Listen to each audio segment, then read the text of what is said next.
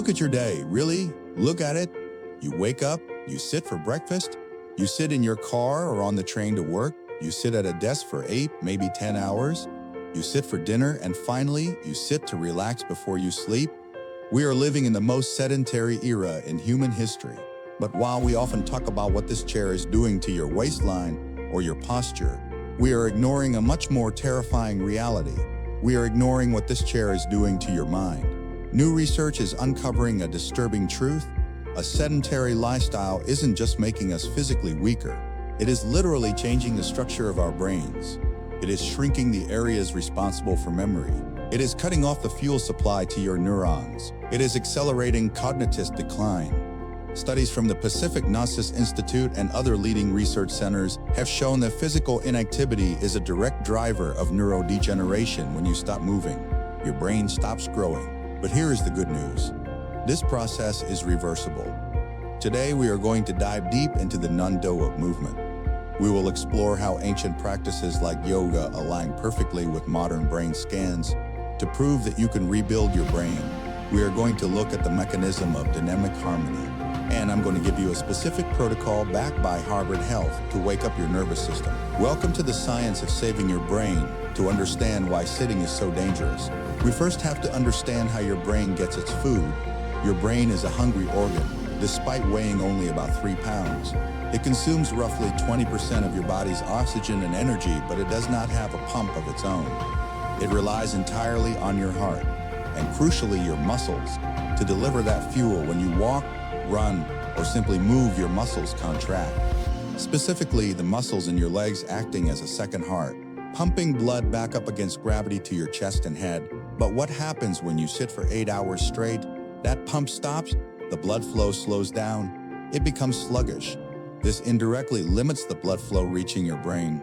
The consequences are immediate and biological. The flow of oxygen and essential nutrients to your neuron creates a bottleneck. Think of your brain like a garden. If you turn down the hose, the plants at the far end start to wilt. In your brain, those plants are your neurons. Without adequate blood flow, they begin to starve, but it gets worse. It is not just about starvation.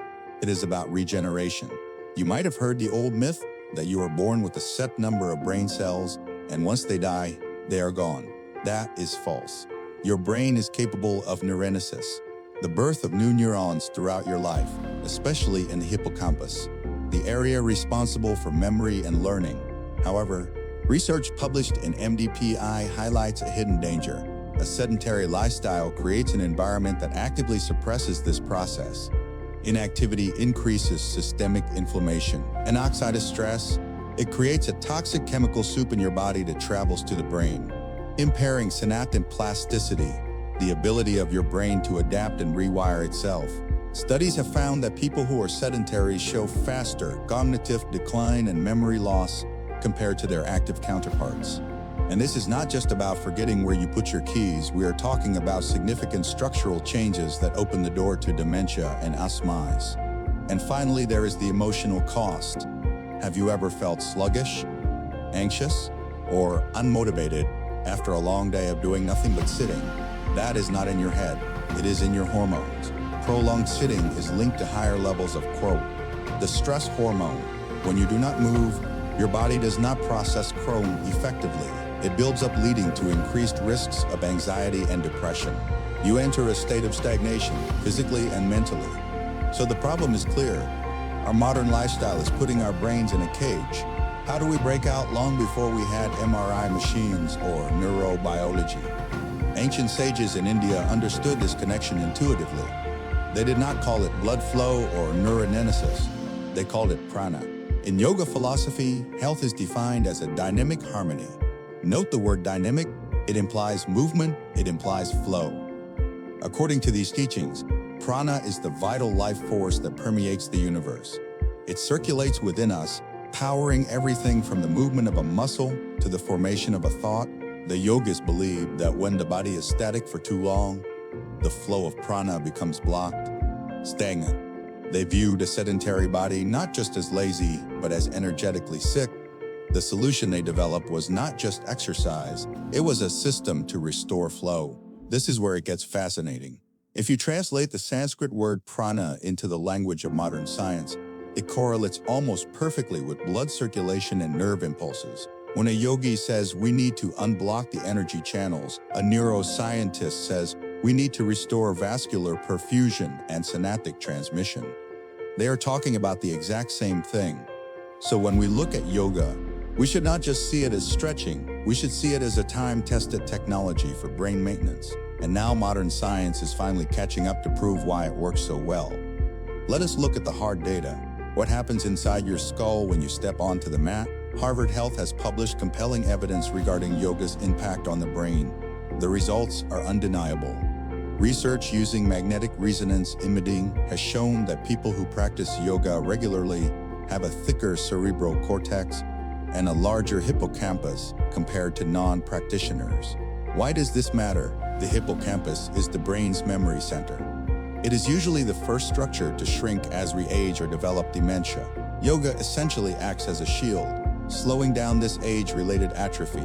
Think of yoga as weightlifting for your neurons, the combination of complex movement, balance, and breath control. Challenges the brain in a unique way. It forces the brain to form new neural pathways. But it is not just about structure. It is about chemistry. Remember, chow, the stress hormone we talked about earlier. Yoga is one of the most effective tools for lowering cortisol levels. But here is the secret sauce. While running or lifting weights releases endorphins, which is great. Yoga does something else. It boosts a tomita called gamma aminobutyric acid. GABA equal the brain's brake pedal. GABA calms nervous activity, reduces anxiety, and stabilizes mood. This explains why, after a yoga session, you do not just feel tired like after a sprint. You feel a deep sense of mental clarity and peace. You are improving executive functions, focus, decision-making, and reaction time. You are literally upgrading your brain's hardware and software simultaneously. So how do we do it? You do not need to be a gymnast. You just need a few specific protocols. We are going to look at 3 levels of intervention. From I have 5 minutes to I want to master my mind. Protocol 1. The wake-up call, Sun Salutations, Surya Namaskar. If you spend all day sitting, this is your antidote. The Sun Salutation is a sequence of 12 postures performed in a flow. Why this move? Because it is a full body pump. It elevates your heart rate gently, forcing blood to circulate to the extremities and, most importantly, to the brain. It wakes up the nervous system. Just 5 to 10 minutes of this in the morning clears the brain fog better than a double shot of espresso, because you are oxygenating the tissue, not just stimulating it chemically. Protocol 2. The reset, legs up the wall, Viparita Karani. This is for the office workers. If you come home feeling mentally drained, do this. It is a gentle inversion. By elevating your legs, you encourage the venous blood that has pooled in your feet and legs all day to flow back toward your heart and brain. It creates a massive relief for your lower back and sends a signal to your parasympathetic nervous system to rest and digest. It is a physical reset button for a stressed mind. Protocol 3, the advanced charger, headstand, Shirshasana, known as the king of asanas. The headstand is the ultimate tool for brain blood flow. It reverses gravity completely, flushing the brain with oxygen, rich blood, and nutrients. However, a warning, this requires neck strength and technique, but the benefits, practitioners report intense mental clarity and a profound sense of calm afterwards. If you cannot do a headstand, a simple downward-facing dog pose creates a similar, safer effect. We often think of our mind and body as separate. We think we can neglect the body and still have a sharp, high-performing mind. But science tells us that is a lie. Your brain is a part of your body. It relies on your heart, your lungs, and your muscles to survive. A sedentary lifestyle is a slow cage. It restricts your blood, shrinks your brain, and dulls your spirit. But the door to that cage is unlocked. All you have to do is stand up, start small, try the Sun Salutations tomorrow morning, put your legs up the wall tonight, reclaim the dynamic harmony that your brain is craving. If you found value in this deep dive, please hit that like button. It helps the algorithm feed your brain more good content, and I want to know, which of these protocols are you going to try this week? Let me know in the comments below. Thanks for watching and keep moving.